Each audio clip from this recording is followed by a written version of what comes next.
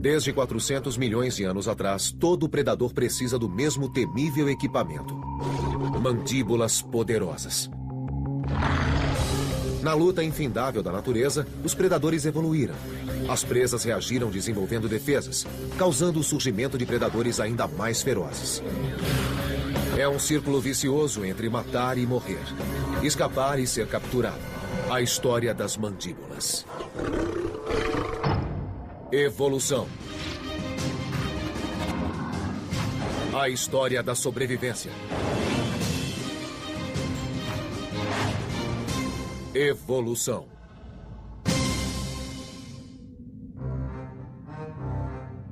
Hoje, as mandíbulas mais poderosas pertencem à ordem dos crocodilianos, que inclui crocodilos e jacarés. Sua arrasadora mordida exerce força de 1.350 quilos sobre os afiados dentes da frente, com pontas de 8 milímetros.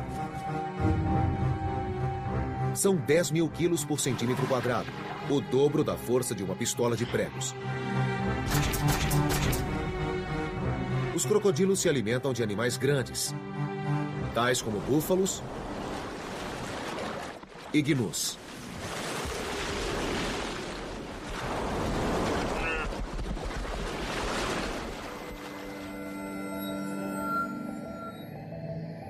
Há milhões de anos, os crocodilos e todos os animais com mandíbulas fortes têm tido uma imensa vantagem na luta pela sobrevivência. A presença da mandíbula mudou tudo no campo de batalha. Os animais não estavam mais limitados a comer coisas que cabiam na boca. Foi uma vantagem tão grande que os vertebrados com mandíbulas superaram todos os outros. Na história dos vertebrados, não há nada tão importante quanto a evolução da mandíbula. As mandíbulas estão por toda a parte. Mas antes, elas não existiam.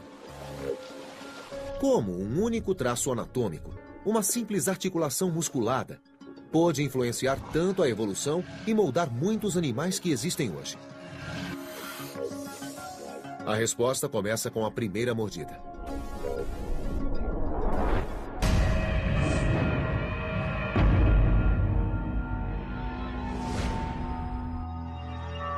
Em 1979, esses fósseis foram identificados como evidência do primeiro ataque de um animal com mandíbula. Esta é a primeira mordida produzida por uma mandíbula. É bem mais difícil identificar o animal. As vítimas eram pequenas criaturas que viveram há 530 milhões de anos, com poucos centímetros de comprimento, chamadas trilobitas. Aparentemente, algo os mordera. Mas o quê? Qual seria esse animal? A caçada começou.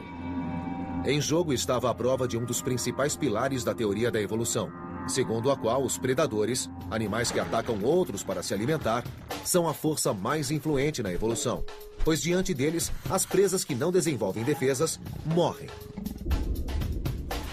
E aquelas que o fazem, sobrevivem. A predação motivou várias características, do comportamento social à evolução de defesas. Houve uma coevolução e o aumento da interação entre predador e presa, com o surgimento de carapaças espessas devido ao aumento da predação. Mas se a predação foi o motor da evolução no período cambriano, que predadores atacavam e comiam os trilobitas? A resposta começou a se delinear em 1981, quando os cientistas reuniram 4 fósseis que durante 70 anos haviam passado por 4 animais diferentes e teorizaram que pertenciam a um só gigantesco animal cambriano. A descoberta de um fóssil completo, um ano depois, comprovou a teoria. Ele foi chamado de Anomalocaris, ou camarão anômalo. Nos mares cambrianos, ele era uma fera. Ele tinha 2 metros de comprimento e, comparado ao trilobita médio durante o Cambriano, que media poucos centímetros, era realmente enorme.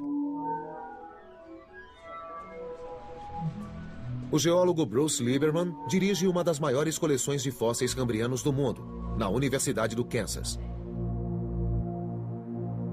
Um tesouro do acervo é a região da boca do Anomalocaris, que mostra claramente a forma mais antiga de mandíbula conhecida.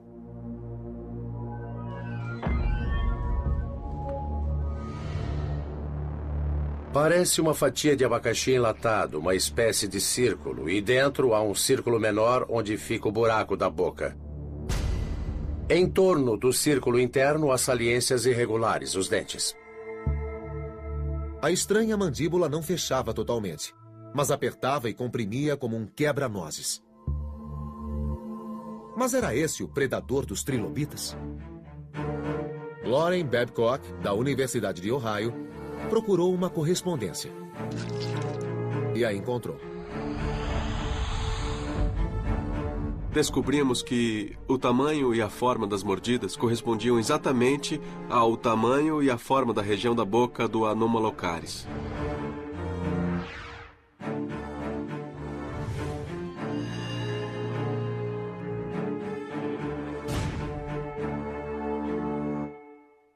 A descoberta foi importante, pois forneceu provas concretas de que o período cambriano foi uma época de vida ou morte, de evolução ou extinção. Então foi um sinal inequívoco da interação entre predador e presa. Isso é raro no registro fóssil. É muito importante que pertença à explosão cambriana.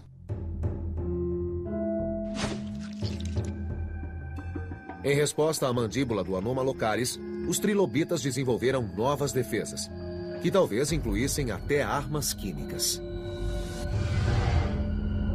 Surgiram, por exemplo, espinhas maiores, mais grossas. E talvez com glândulas de veneno. Foi a primeira prova clara e convincente de que a predação foi uma força motriz da evolução desde o começo da Era Paleozoica. O Anomalocaris tinha todas as vantagens. Mas depois de 10 milhões de anos de domínio, a fera desapareceu do registro fóssil, por motivos que ninguém ainda descobriu. O límulo é um parente distante desse animal. Mas a primeira mandíbula assassina não teve descendentes. A evolução é um campo de batalha. Porque, de fato, a vida é muito intensa.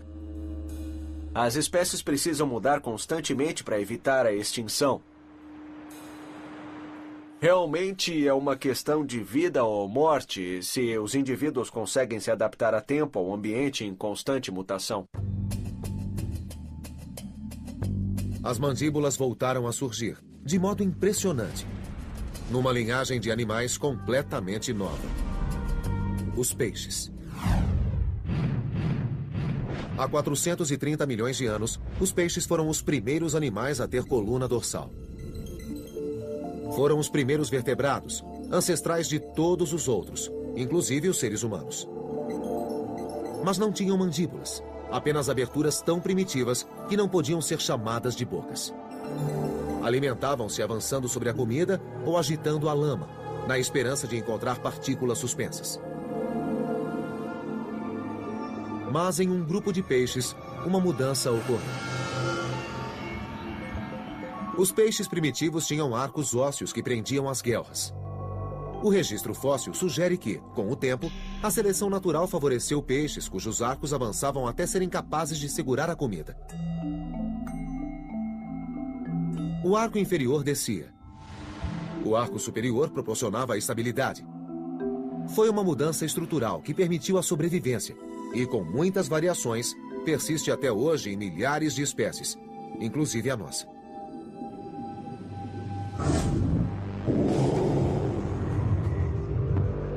Um grupo extinto de peixes chamados placodermes foram os primeiros a desenvolver mandíbulas. Essa vantagem predatória transformou um deles no Tiranossauro Rex dos mares. A natureza das mandíbulas dessa fera deixou de ser um mistério há pouco tempo. Estou do lado do Dunkleosteus terele. Chegava a medir 6 metros de comprimento e pesava 1 tonelada ou mais. E era um feroz predador. Mark Westnitz, zoólogo do Museu Field, em Chicago, tenta decifrar os mistérios do Dunkleosteus. Por que suas mandíbulas cresceram tanto? E como essa estranha mandíbula sem dentes funcionava? O Dunkleosteus e outros placodermes não têm dentes. Tem uma grande mandíbula óssea inferior, cuja borda é coberta com um esmalte que é muito afiada na ponta. É como um cutelo.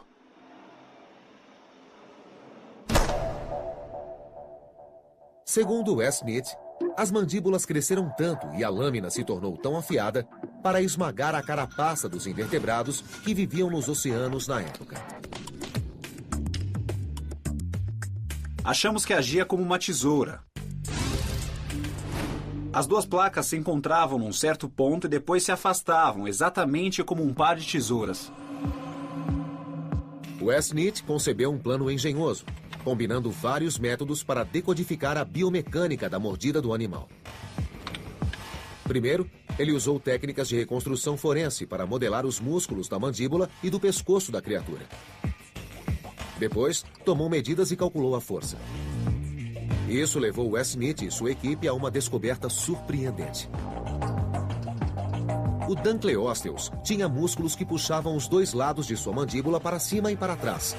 Um exemplo perfeito de uma estrutura da engenharia moderna, o mecanismo de 4 barras, usado para multiplicar a força de tesouras de poda ao sistema de direção de locomotivas a vapor. O sistema de abertura com 2 músculos escancarava a boca rapidamente e a cerrava com a mesma velocidade.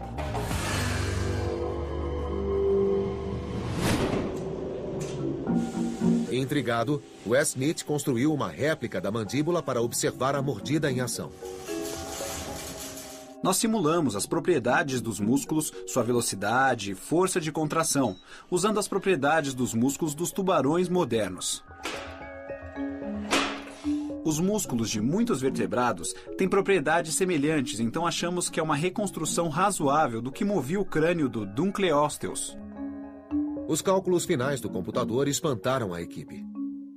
A mordida do animal levava apenas 70 milissegundos, criando um fluxo de água e uma força de 600 quilos. A mordida era como uma guilhotina. Foi o animal marítimo mais feroz que jamais existiu. A presa não tinha como escapar.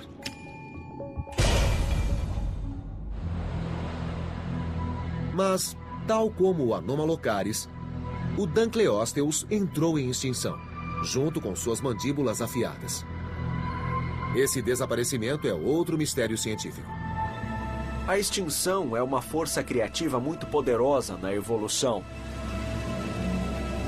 A extinção quase inevitavelmente abre novos nichos que podem ser colonizados por outras espécies.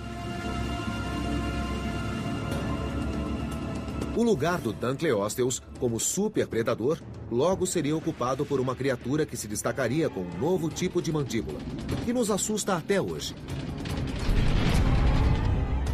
Os tubarões.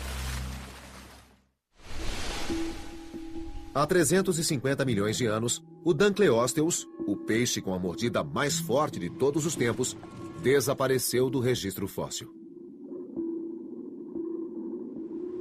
O tubarão não demoraria a surgir e tomar seu lugar como predador máximo.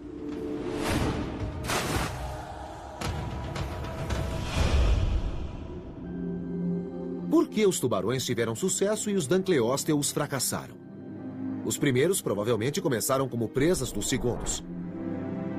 O tubarão nem sempre foi o predador máximo. Com base no registro fóssil, acreditamos que existem há uns 450 milhões de anos. Existem há mais tempo que qualquer outro grupo de vertebrados do planeta.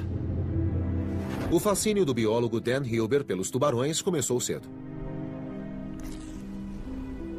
Quando eu tinha 8 anos, um parente foi atacado por um tubarão enquanto surfava na costa da Flórida. Isso despertou em mim uma grande curiosidade e não saí mais de perto dos tubarões do aquário de Nova York. Buscando entender a sobrevivência do tubarão, Dan Hilber decidiu fazer a primeira medição científica detalhada da mordida do animal. Em vez de usar um espécime vivo, potencialmente perigoso, Hilber conseguiu a cabeça de um tubarão cinza, que ficaria preso a uma rede. Sua meta era construir no computador uma mandíbula de tubarão virtual e estudar a mordida na segurança de seu escritório. O primeiro passo foi usar tomografia computadorizada de alta resolução. Usando essas técnicas de moldagem, podemos estimar o desempenho ou a força máxima da mordida de animais como o tubarão. O sistema produziu uma versão digital do crânio do tubarão. Uma base precisa para o modelo computadorizado. Em seguida, Hilber dissecou o espécime, medindo cuidadosamente cada músculo que movia a mandíbula. Esses dados foram então transferidos para a imagem da tomografia computadorizada. Juntos, músculos e ossos formaram uma mandíbula em 3D completa. O tubarão virtual já estava pronto para sua primeira mordida. Depois de calculados os números, o resultado foi surpreendente. Um fato espantoso é que, se os compararmos com predadores históricos, como o Dunkleosteus, por exemplo, eles não mordem assim tão forte. Os tubarões virtuais produziram mordidas de 2 a 270 quilos, menos da metade da força do Dunkleosteus. Então, se não foi a força da mordida, o que tornou os tubarões dominantes? Para a bióloga Cheryl Wilga, da Universidade de Rhode Island, a resposta é um corpo capaz de grandes velocidades. Pense num tubarão nadando velozmente perseguindo a presa. Seu perfil é hidrodinâmico em forma de torpedo que lhes permite manobrar rapidamente em qualquer direção. Os tubarões não têm ossos que restringam seu nado. São feitos quase inteiramente do mesmo tipo de cartilagem flexível que temos no nariz. E o posicionamento da mandíbula, baixa e recuada, diminui a resistência da água.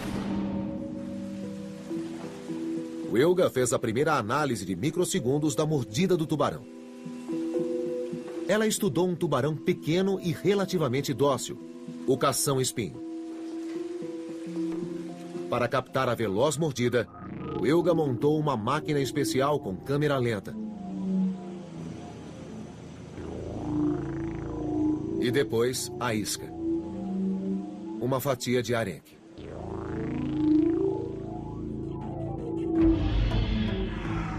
Ele pegou.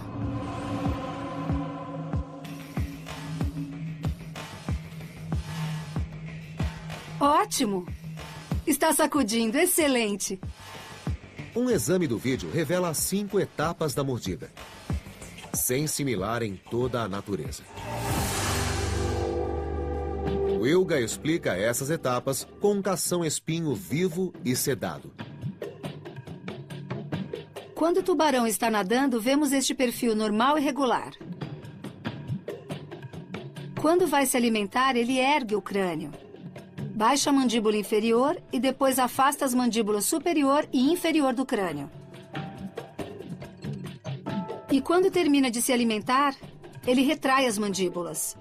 E o perfil volta a ficar normal. Tudo acontece em 50 a 70 milissegundos. É a chamada projeção da mandíbula, que dá ao tubarão uma vantagem pequena, mas importante. Podemos comparar com uma corrida de atletismo. Se o tubarão consegue projetar as mandíbulas e pegar a presa antes, ele vence. Só um pouco faz uma grande diferença. Os tubarões eram velozes, suas mandíbulas avançavam, e eles desenvolveram dentes perfeitos para sua função. No começo, os tubarões tinham dentes pequenos. parecidos com picadores de gelo que serviam para agarrar. Mas, com a evolução de vários grupos, os dentes se tornaram maiores e, o que é mais importante, mudaram de forma. Com dentes grandes e triangulares, cerrados como uma faca de carne, é mais fácil pegar a presa. Além de afiadíssimos, os dentes do tubarão também têm a espantosa capacidade de se regenerar ao longo da vida.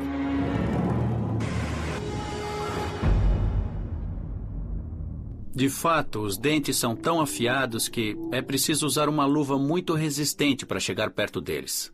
Quando abrimos as mandíbulas, vemos os dentes da frente. É a fileira de dentes que eles usam para capturar o alimento. Mas por trás desses dentes funcionais, há 6, 7, até 8 dentes esperando para entrar, como uma esteira rolante. Se o tubarão perder algum dente capturando o alimento, dentes mais afiados estarão prontos para entrar no lugar. E eles podem continuar caçando sem perder tempo. Sem dúvida, um dos animais de maior sucesso de todos os tempos, o tubarão permanece o predador máximo dos mares há mais de 300 milhões de anos, graças às suas mandíbulas extraordinárias. Mas uma evolução bem-sucedida requer as ferramentas certas para o ambiente certo. E um novo tipo de mandíbula surgiu quando uma linhagem de peixes deu um passo ousado e se mudou para a Terra. 300 milhões de anos depois que o tubarão se tornou o maior predador dos mares, o Tiranossauro Rex era o maior predador da Terra. Mas sua mandíbula não descendeu do tubarão. Como aconteceu? Como o Tiranossauro Rex adquiriu sua mandíbula? E como essa linhagem de peixes com espinha dorsal e esqueleto, mas sem mandíbula, sobreviveu em terra?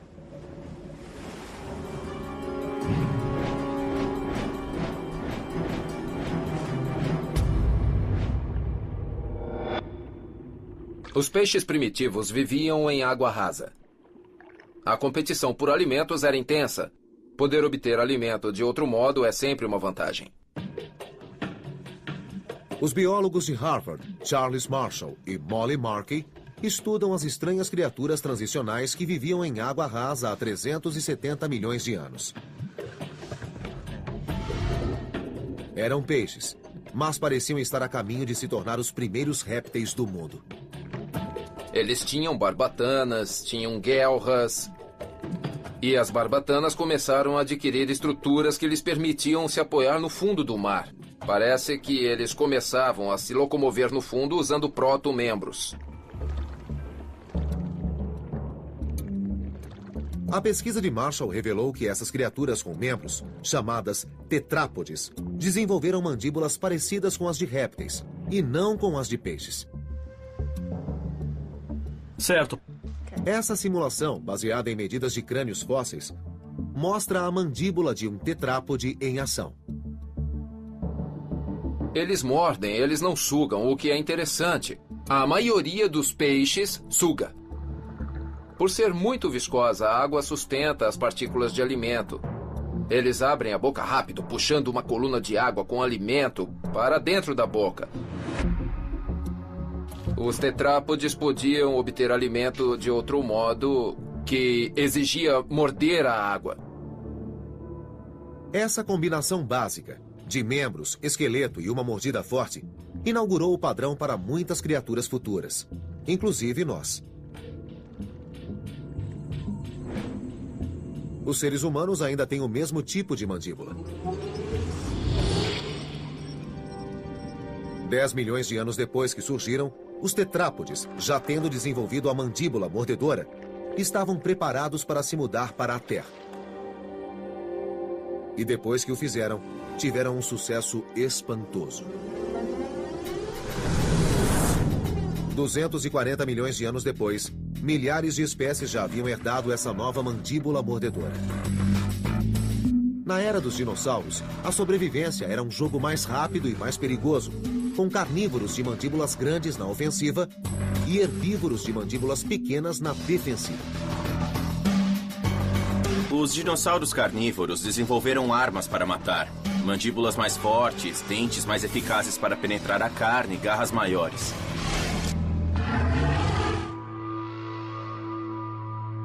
Os dinossauros herbívoros desenvolveram defesas contra os dinossauros carnívoros. Tamanho gigantesco, chifres, espinhos e carapaças. A era dos dinossauros pode ser vista como uma corrida armamentícia. O Tiranossauro Rex certamente parece o animal mais feroz de todos os tempos. Sua mandíbula media quase 2 metros e tinha até 50 dentes longos e curvos. Como os dos tubarões, se esses dentes se quebrassem, outros nasciam no lugar.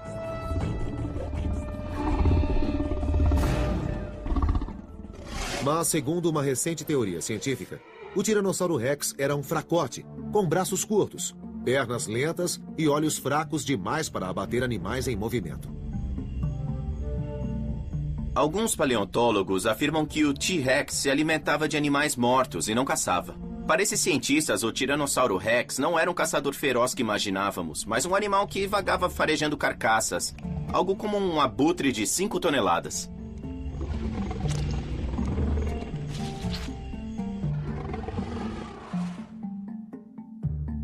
Gregory Erickson, paleobiólogo e defensor do Tiranossauro Rex, não admite essa hipótese. O Tiranossauro Rex foi o animal terrestre mais letal que já existiu. Mordia facilmente um osso como este. Erickson se envolveu com o debate sobre o Tiranossauro Rex nos anos 90, quando, durante a pós-graduação, analisou esse raro achado. Uma pelvis de tricerátopo, com exatamente 58 marcas de mordida. Ao comparar moldes das marcas com dentes fossilizados, ele identificou o atacante como um Tiranossauro Rex. À primeira vista, as marcas parecem sustentar a teoria da necrofagia. O Tiranossauro Rex demorava para comer, tirando porções de carne do osso. Mas Erickson aproveitou as marcas para estabelecer uma força mínima para a mordida do animal e provar que seus dentes podiam fazer mais do que arranhar um osso. Os dentes do Tiranossauro Rex certamente se destacam. Eram os maiores dentes entre os dinossauros. Esta é a raiz, esta é a coroa, então mais da metade do dente era usado pelo animal. Eles podiam utilizar 15 centímetros do dente. E eles têm um perfil muito interessante, que lembra uma faca de carne ou alguma coisa parecida. São até cerrados na frente. Mas não são iguais a uma faca de carne. Veja a ponta do dente. Ela é muito mais arredondada. Parece mais um prego de ferrovia ou uma banana letal.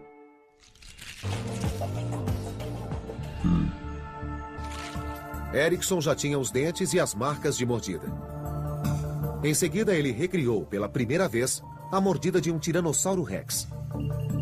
Havia obstáculos a superar. Qual seria o tamanho do dente que provocou aquelas marcas? Qual dente seria? E o mais complicado, como construir uma réplica de um dente de tiranossauro? Erickson partiu do fato de o Tiranossauro Rex ser um réptil. Todos os dentes de répteis são feitos do mesmo material. Tem um esmalte externo, que é um material muito duro. E o resto do dente é de dentina, que é um tipo de osso. E esses dois materiais juntos agem como um corpo rígido. Nossa réplica precisava ser tão dura quanto um dente de tiranossauro real. Em nosso experimento, usamos bronze e alumínio. O bronze é comumente usado em moldes, e com a adição do alumínio, a estrutura ficou mais forte. Então sabíamos o tamanho e as propriedades materiais. Erickson prendeu o dente de tiranossauro a uma prensa hidráulica. Seu plano era medir precisamente quanta potência era necessária para causar o sulco de 1,20 cm no osso do tricerátopo. Uma pelvis de vaca serviu como presa. A microestrutura dos ossos pélvicos da vaca são idênticos aos ossos do tricerátopo. Certo, pode zerar o display. Por tentativa e erro, força 0, Erickson ajusta o torque até chegar a uma equivalência exata com a força da mordida real. Desliguei o atuador.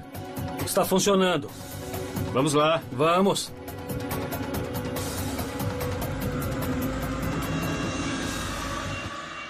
Nossa. Atravessou o osso. Você não ia querer ser mordido por isto. Quanta força, Paul? Uns 1.300 quilos. 1.300.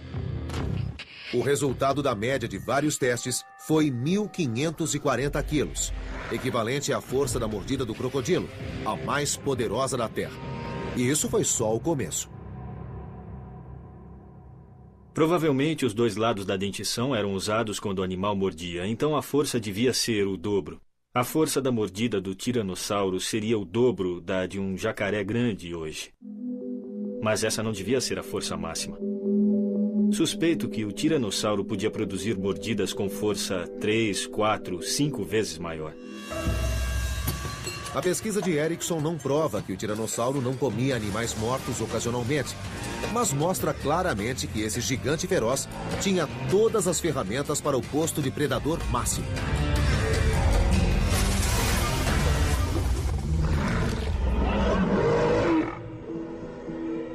À sombra dos dinossauros, outras criaturas entre as primeiras a rastejar na Terra evoluíram de seu próprio modo, com sua própria mandíbula. Quando o Tiranossauro Rex e outros grandes dinossauros entraram em extinção há 65 milhões de anos, começou a era dos mamíferos, de cuja mordida compartilhamos. Há 65 milhões de anos, os dinossauros entraram em extinção, provavelmente devido ao cataclísmico impacto de um asteroide. Milhões de espécies desapareceram no evento que os cientistas chamam de extinção Cretáceo-Terciário, ou extinção KT. Para os pequenos mamíferos, foi a melhor coisa que poderia ter acontecido.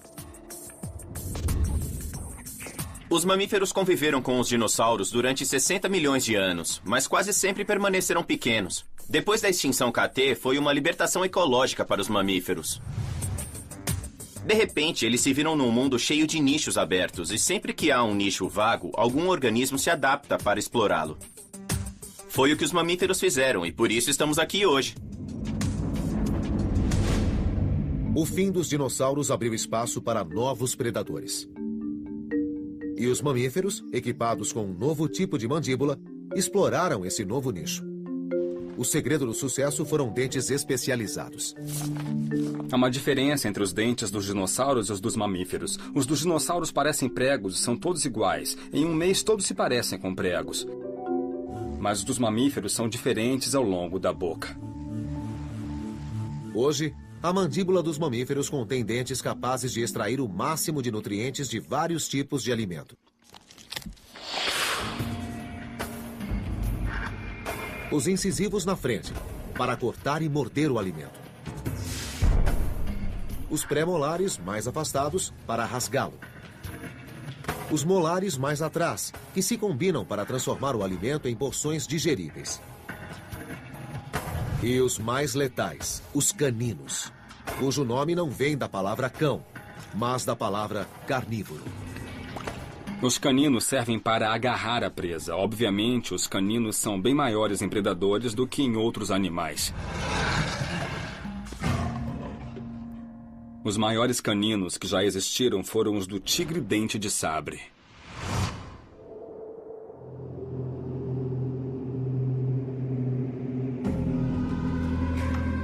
O tigre de dente de sabre, ou Smilodon, dominou as Américas de 3 milhões a 12 mil anos atrás. Na última parte de seu reinado, esse grande predador caçou um recém-chegado, que fisicamente não era páreo para ele: o ser humano. Para os cientistas, os estranhos e enormes caninos de 20 centímetros são um mistério fascinante. Por que esses grandes felinos desenvolveram uma arma tão extrema? Era o que o anatomista Frank Mendel queria descobrir. Os animais não desenvolvem estruturas sem terem uso para elas. Então, a questão é, qual era a utilidade das presas que fez com que as desenvolvessem? Mendel concebeu o primeiro experimento prático para tentar responder à pergunta: como o tigre de dentes de sabre matava? Primeiro, ele foi para o Texas para estudar os parentes desse tigre numa reserva de grandes felinos. Esses são os parentes vivos mais próximos do Smilodon. Leões e tigres têm caninos menores, de 9 centímetros. Mas Mendel acredita que suas técnicas de caça ajudarão a resolver o mistério da mordida do Smilodon. Os grandes felinos abatem presas muito grandes, às vezes 5, 6 vezes maiores que eles. Usam as garras e os dentes para subir até conseguirem morder o pescoço, que então não soltam mais. Surpreendentemente, a mordida do leão é relativamente suave. No pescoço, muitas vezes nem rasga a pele. Os cientistas acham que os grandes felinos estrangulam as vítimas, mas Mendel pensa de modo diferente. Acredito que eles comprimam as artérias, fazendo com que os animais desmaiem em 3 ou 5 segundos. Fazem com que durmam, na verdade. Depois, eles continuam comprimindo por 3 ou 5 minutos até privar o cérebro de oxigênio. O animal tem morte cerebral e não resiste mais ao felino. Um problema do leão é que o cheiro do animal morto alerta outros animais para a presença de comida fresca. Cortesia do leão. Se o leão estiver com outros predadores, crocodilos, hienas, outros felinos, eles tentarão levar a carne se puderem. A mordida do tigre de dente de sabre é mais fraca que a do leão. Então, ele não devia agarrar o pescoço até matar a presa. E indícios no registro fóssil sugerem que esses dentes grandes podiam se quebrar em batalhas prolongadas com as enormes presas da Idade do Gelo. Então, como o Smilodon foi o rei dos animais nas Américas durante quase 3 milhões de anos? Recriando as mandíbulas letais desse animal, Mendel está prestes a descobrir.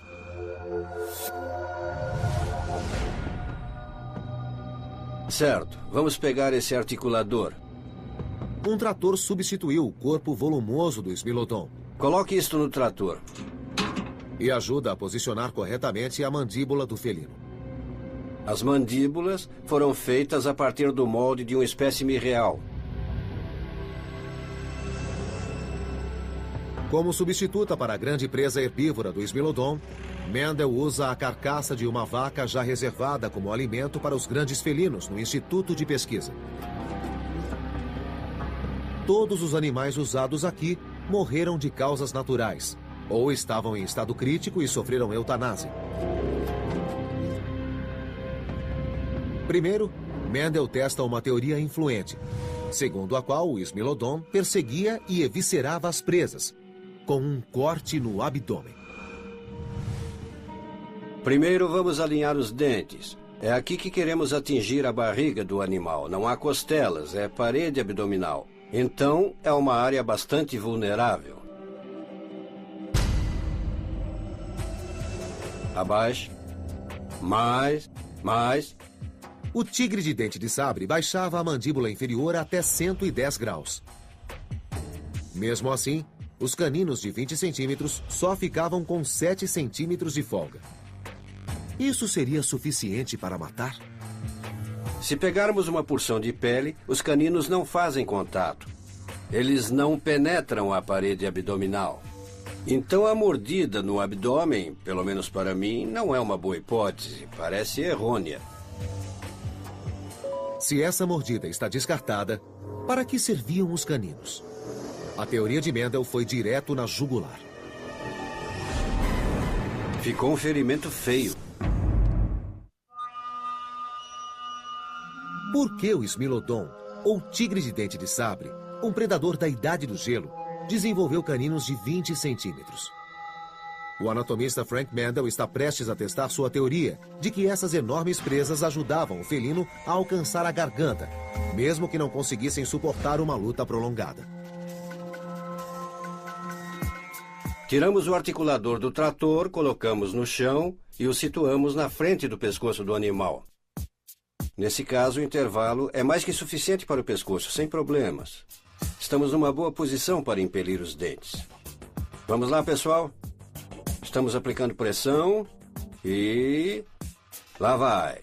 Oh! Certamente conseguimos penetrar com os caninos. Ficou um ferimento feio, com furos grandes. Mas furos não bastam. Mendel verifica se a réplica de Smilodon cortou artérias vitais para um abate rápido. Farei uma incisão entre as mordidas para penetrar a pele. Quanto sangue! Ah, sim, aqui está um furo, bem atrás da traqueia, onde ficam as carótidas. Foi tudo muito rápido e também muito penetrante. Este animal teria morrido em segundos. Mendel acha que seu experimento explica o mistério de por que o Smilodon desenvolveu caninos tão grandes. Diferentemente dos leões, que precisam de até 5 minutos para matar a presa, os dentes de 20 centímetros do Smilodon permitiam que a matasse e comesse quase instantaneamente, evitando que outros animais a levassem. O tigre de dente de sabre devia fincar os dentes no pescoço do animal. E assim ele rompia uma das artérias carótidas.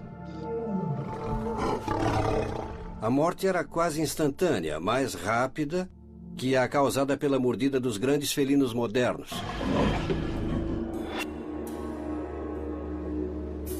O Smilodon entrou em extinção no final da Idade do Gelo, há 12 mil anos, talvez devido à súbita mudança climática. Ou porque os primeiros caçadores humanos passaram a concorrer com ele pela presa. Os humanos, os novos predadores máximos, eram temíveis. Mas suas mandíbulas eram diminutas. Como os humanos triunfaram com mandíbulas que hoje são tão pequenas que até nossos parentes primatas têm mordidas maiores? Os humanos são fracos, anatomicamente. Comparados a chimpanzés, nós somos uns fracotes. Scott McGraw é um anatomista evolutivo que estuda primatas e os parentes extintos dos humanos, os hominídeos. Os grandes macacos hoje, gorilas, chimpanzés, orangotangos, bonobos, mastigam em muitos casos vegetação dura ou fibrosa e frutas duras. O que exige uma mandíbula grande e músculos bem fortes. E quanto ao tamanho dos dentes, os molares desses animais são maiores que os dos humanos modernos. Há 1.800.000 anos, nossos ancestrais hominídeos, que já andavam com 2 pernas há 4 milhões de anos, perderam a maior parte dos pelos corporais, desenvolveram cérebros maiores e saíram da África, espalhando-se pelo mundo. Hoje, o Homo sapiens domina todas as formas de vida sobre a Terra. Conseguimos, graças à inteligência e não à força bruta, ferramentas que diminuíram a necessidade de mandíbulas fortes. Durante a evolução humana, houve uma transição entre o uso da força física na mordida, por exemplo, e o uso do cérebro. Fomos capazes de enganar nossos predadores. Houve uma transferência de força do indivíduo físico para as ferramentas usadas por esse indivíduo. Depois de 2 milhões de anos fabricando ferramentas, nossa mandíbula encolheu drasticamente, pois não havia necessidade de sustentar seu tamanho enorme. Nossas mandíbulas já não são grandes o bastante nem para alojar os dentes do siso, que nascem em jovens adultos. Os cientistas teorizam que no futuro, os dentes do siso desaparecerão. Nossos dentes encolheram, nossas mandíbulas e nossos músculos da mandíbula encolheram, e isso está ligado à nossa dieta. Podemos simplesmente pôr algo no micro-ondas. Não precisamos de dentes e mandíbulas fortes e músculos para processar o alimento. Não precisamos nem de dentes, só de um canudo.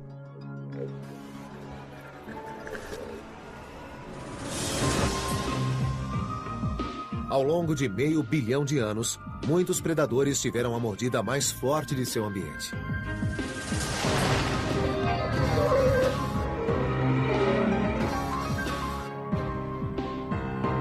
Hoje, isso lhes rende um lugar no zoológico. Mas 400 milhões de anos de evolução provam que a única constante é a transformação. A evolução é empolgante porque a cada geração as regras são levemente diferentes do que eram para a geração anterior. Então uma estratégia que existe agora pode não funcionar no futuro. Talvez os seres humanos não devessem ficar tão tranquilos por estarem na liderança. Farei uma incisão entre as mordidas para penetrar a pele. Quanto sangue! Ah, sim, aqui está um furo, bem atrás da traqueia, onde ficam as carótidas. Foi tudo muito rápido e também muito penetrante. Este animal teria morrido em segundos. Mendel acha que seu experimento explica o mistério de por que o Smilodon desenvolveu caninos tão grandes. Diferentemente dos leões, que precisam de até 5 minutos para matar a presa, os dentes de 20 centímetros do Smilodon permitiam que a matasse e comesse quase instantaneamente, evitando que outros animais a levassem. O tigre de dente de sabre devia fincar os dentes no pescoço do animal. E assim ele rompia uma das artérias carótidas. A morte era quase instantânea, mais rápida que a causada pela mordida dos grandes felinos modernos. O Smilodon entrou em extinção no final da Idade do Gelo, há 12 mil anos, talvez devido à súbita mudança climática. Ou porque os primeiros caçadores humanos passaram a concorrer com ele pela presa. Os humanos, os novos predadores máximos, eram temíveis. Mas suas mandíbulas eram diminutas. Como os humanos triunfaram com mandíbulas que hoje são tão pequenas que até nossos parentes primatas têm mordidas maiores? Os humanos são fracos, anatomicamente. Comparados a chimpanzés, nós somos uns fracotes. Scott McGraw é um anatomista evolutivo que estuda primatas e os parentes extintos dos humanos, os hominídeos. Os grandes macacos hoje, gorilas, chimpanzés, orangotangos, bonobos, mastigam em muitos casos vegetação dura ou fibrosa e frutas duras. O que exige uma mandíbula grande e músculos bem fortes. E quanto ao tamanho dos dentes, os molares desses animais são maiores que os dos humanos modernos. Há 1.800.000 anos, nossos ancestrais hominídeos, que já andavam com 2 pernas há 4 milhões de anos, perderam a maior parte dos pelos corporais, desenvolveram cérebros maiores e saíram da África, espalhando-se pelo mundo. Hoje, o Homo sapiens domina todas as formas de vida sobre a Terra. Conseguimos, graças à inteligência e não à força bruta, ferramentas que diminuíram a necessidade de mandíbulas fortes. O Tiranossauro Rex certamente parece o animal mais feroz de todos os tempos. Sua mandíbula media quase 2 metros e tinha até 50 dentes longos e curvos. Como os dos tubarões, se esses dentes se quebrassem, outros nasciam no lugar.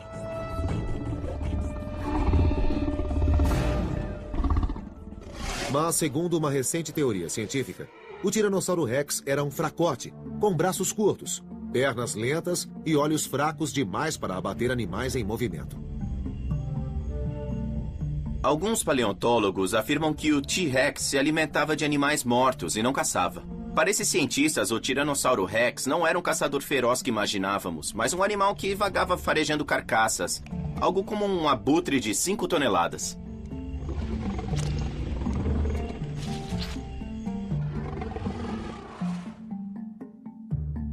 Gregory Erickson, paleobiólogo e defensor do Tiranossauro Rex, não admite essa hipótese. O Tiranossauro Rex foi o animal terrestre mais letal que já existiu. Mordia facilmente um osso como este.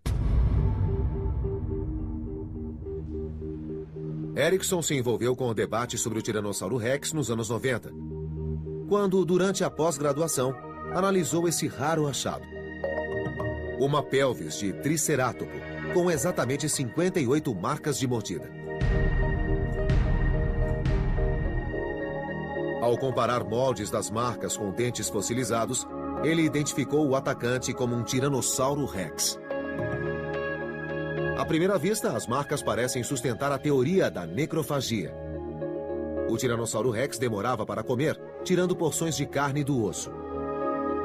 Mas Erickson aproveitou as marcas para estabelecer uma força mínima para a mordida do animal e provar que seus dentes podiam fazer mais do que arranhar um osso. Os dentes do Tiranossauro Rex certamente se destacam. Eram os maiores dentes entre os dinossauros. Esta é a raiz, esta é a coroa, então mais da metade do dente era usado pelo animal. Eles podiam utilizar 15 centímetros do dente. E eles têm um perfil muito interessante, que lembra uma faca de carne ou alguma coisa parecida. São até cerrados na frente. Mas não são iguais a uma faca de carne. Veja a ponta do dente. Ela é muito mais arredondada. Parece mais um prego de ferrovia ou uma banana letal.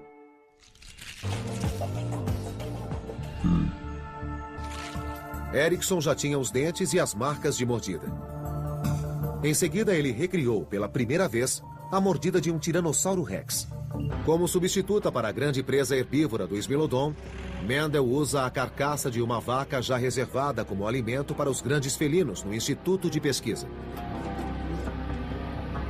Todos os animais usados aqui morreram de causas naturais, ou estavam em estado crítico e sofreram eutanásia. Primeiro, Mendel testa uma teoria influente, segundo a qual o Smilodon perseguia e eviscerava as presas, com um corte no abdômen. Primeiro vamos alinhar os dentes. É aqui que queremos atingir a barriga do animal. Não há costelas, é parede abdominal. Então, é uma área bastante vulnerável. Abaixo. Mais. O tigre de dente de sabre baixava a mandíbula inferior até 110 graus. Mesmo assim, os caninos de 20 centímetros só ficavam com 7 centímetros de folga. Isso seria suficiente para matar? Se pegarmos uma porção de pele, os caninos não fazem contato. Eles não penetram a parede abdominal. Então a mordida no abdômen, pelo menos para mim, não é uma boa hipótese. Parece errônea. Se essa mordida está descartada, para que serviam os caninos? A teoria de Mendel foi direto na jugular. Ficou um ferimento feio. Por que o Smilodon, ou tigre de dente de sabre, um predador da Idade do Gelo, desenvolveu caninos de 20 centímetros? O anatomista Frank Mendel está prestes a testar sua teoria de que essas enormes presas ajudavam o felino a alcançar a garganta, mesmo que não conseguissem suportar uma luta prolongada. Tiramos o articulador do trator, colocamos no chão e o situamos na frente do pescoço do animal. Nesse caso, o intervalo é mais que suficiente para o pescoço, sem problemas. Estamos numa boa posição para impelir os dentes. Vamos lá, pessoal? Estamos aplicando pressão e... lá vai. Oh! Certamente conseguimos penetrar com os caninos. Ficou um ferimento feio, com furos grandes. Mas furos não bastam.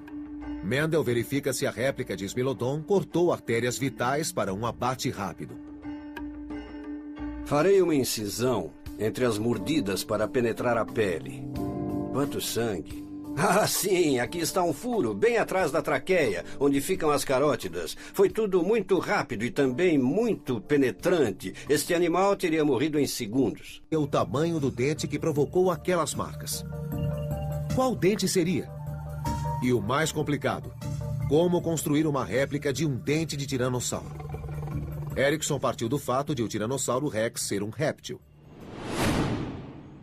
Todos os dentes de répteis são feitos do mesmo material. Tem um esmalte externo, que é um material muito duro. E o resto do dente é de dentina, que é um tipo de osso. E esses dois materiais juntos agem como um corpo rígido. Nossa réplica precisava ser tão dura quanto um dente de tiranossauro real. Em nosso experimento, usamos bronze e alumínio. O bronze é comumente usado em moldes, e com a adição do alumínio, a estrutura ficou mais forte. Então sabíamos o tamanho e as propriedades materiais. Erickson prendeu o dente de tiranossauro a uma prensa hidráulica. Seu plano era medir precisamente quanta potência era necessária para causar o sulco de 1,20 cm no osso do tricerátopo. Uma pelvis de vaca serviu como presa. A microestrutura dos ossos pélvicos da vaca são idênticos aos ossos do tricerátopo. Certo, pode zerar o display. Por tentativa e erro, força 0. Erickson ajusta o torque até chegar a uma equivalência exata com a força da mordida real. Desliguei o atuador. Está funcionando. Vamos lá. Vamos.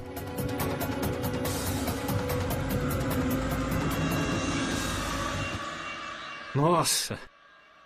Atravessou o osso. Você não ia querer ser mordido por isto. Quanta força, Paul? Uns 1.300 quilos. 1.300.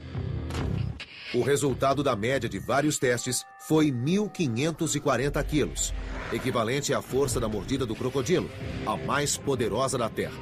E isso foi só o começo. Provavelmente os dois lados da dentição eram usados quando o animal mordia, então a força devia ser o dobro. A força da mordida do tiranossauro seria o dobro da de um jacaré grande hoje. Mas essa não devia ser a força máxima. Suspeito que o tiranossauro podia produzir mordidas com força 3, 4, 5 vezes maior. A pesquisa de Erickson não prova que o tiranossauro não comia animais mortos ocasionalmente, mas mostra claramente que esse gigante feroz tinha todas as ferramentas para o posto de predador máximo.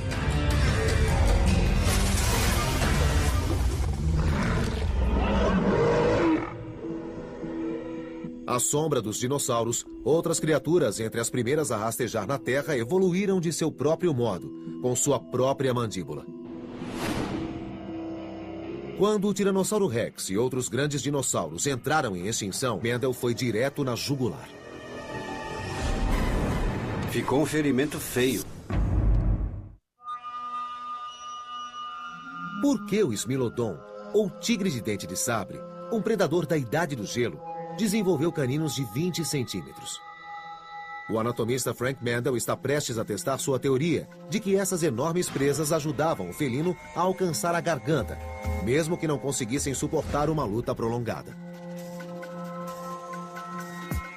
Tiramos o articulador do trator, colocamos no chão e o situamos na frente do pescoço do animal. Nesse caso, o intervalo é mais que suficiente para o pescoço, sem problemas. Estamos numa boa posição para impelir os dentes. Vamos lá, pessoal? Estamos aplicando pressão e... lá vai. Oh! Certamente conseguimos penetrar com os caninos. Ficou um ferimento feio, com furos grandes. Mas furos não bastam. Mendel verifica se a réplica de Smilodon cortou artérias vitais para um abate rápido. Farei uma incisão entre as mordidas para penetrar a pele. Quanto sangue! Ah, sim, aqui está um furo, bem atrás da traqueia, onde ficam as carótidas. Foi tudo muito rápido e também muito penetrante. Este animal teria morrido em segundos. Mendel acha que seu experimento explica o mistério de por que o Smilodon desenvolveu caninos tão grandes. Diferentemente dos leões, que precisam de até 5 minutos para matar a presa, os dentes de 20 centímetros do Smilodon permitiam que a matasse e comesse quase instantaneamente, evitando que outros animais a levassem. O tigre de dente de sabre devia fincar os dentes no pescoço do animal. E assim ele rompia uma das artérias carótidas. A morte era quase instantânea, mais rápida que a causada pela mordida dos grandes felinos modernos.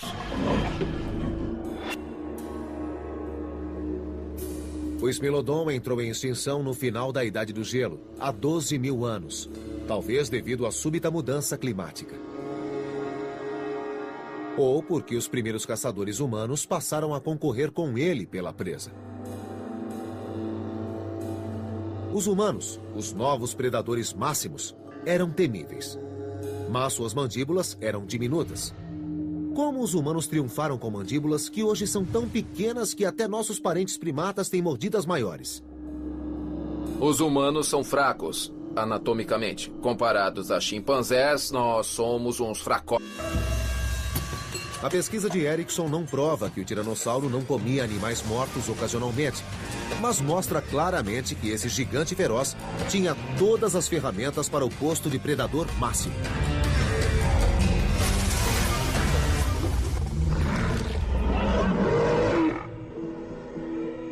À sombra dos dinossauros, outras criaturas entre as primeiras a rastejar na Terra evoluíram de seu próprio modo, com sua própria mandíbula.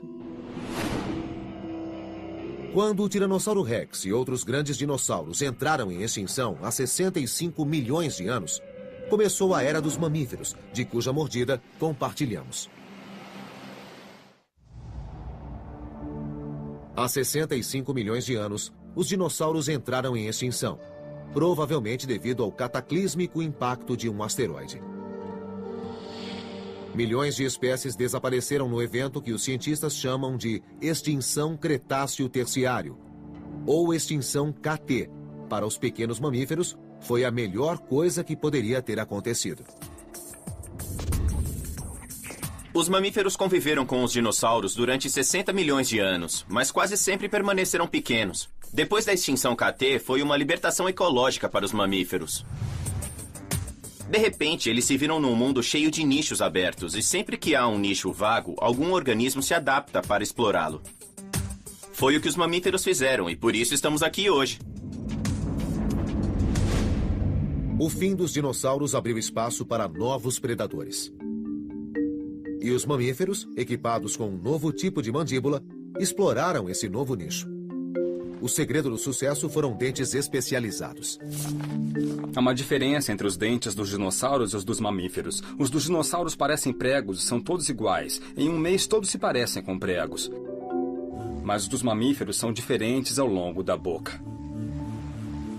Hoje, a mandíbula dos mamíferos contém dentes capazes de extrair o máximo de nutrientes de vários tipos de alimento. Os incisivos na frente, para cortar e morder o alimento. Os pré-molares mais afastados, para rasgá-lo. Os molares mais atrás, que se combinam para transformar o alimento em porções digeríveis. E os mais letais, os caninos, cujo nome não vem da palavra cão, mas da palavra carnívoro. Os caninos servem para agarrar a presa. Obviamente, os caninos são bem maiores em predadores do que em outros animais. Os maiores caninos que já existiram foram os do tigre-dente de sabre.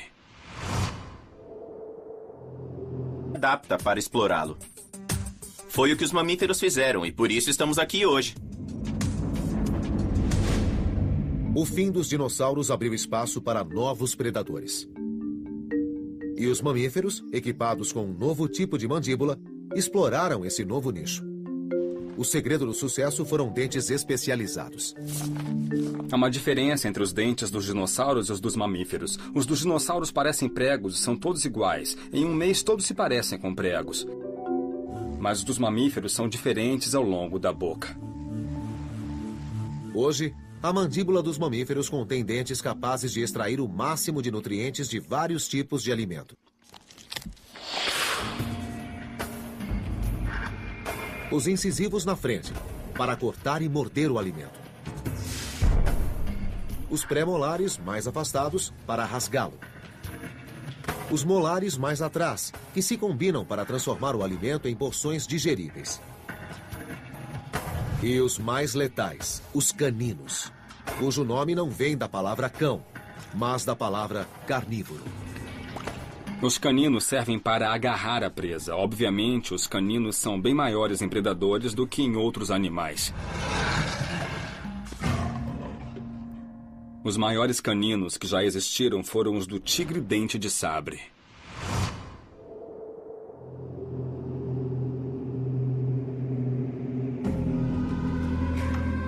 O tigre de dente de sabre, ou Smilodon, dominou as Américas de 3 milhões a 12 mil anos atrás.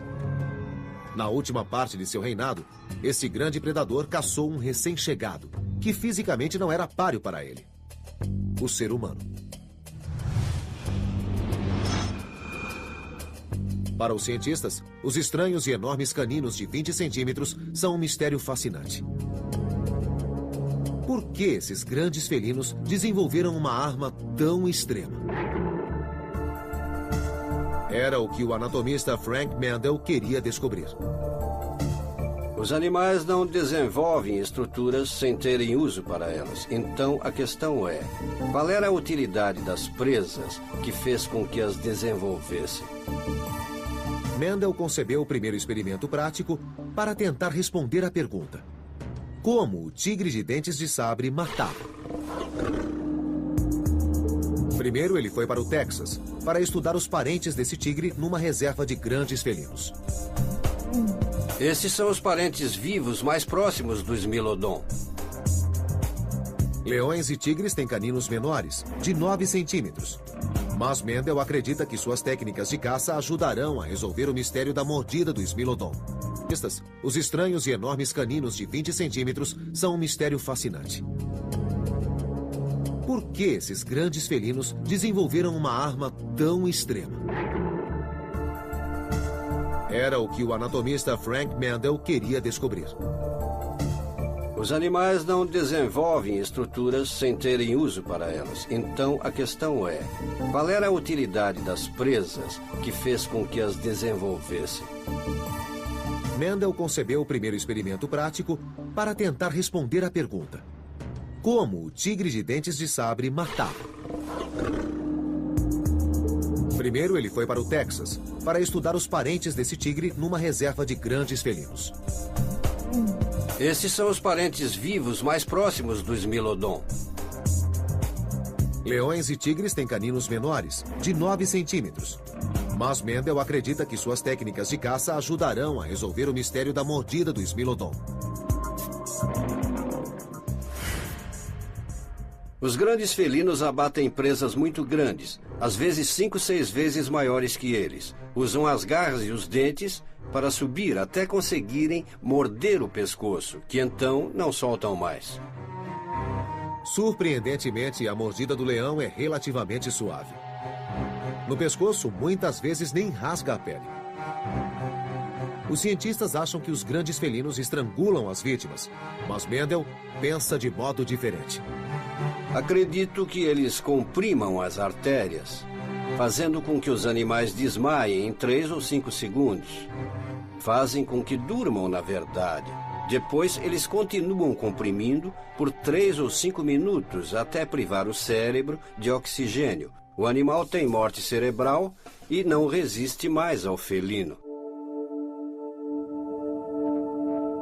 Um problema do leão é que o cheiro do animal morto alerta outros animais para a presença de comida fresca.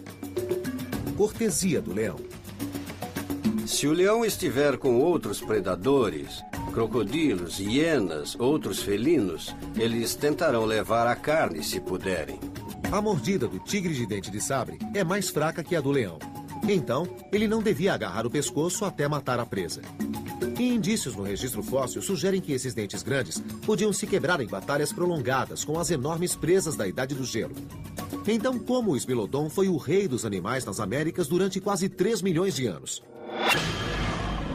Recriando as mandíbulas letais desse animal, Mendel está prestes a descobrir.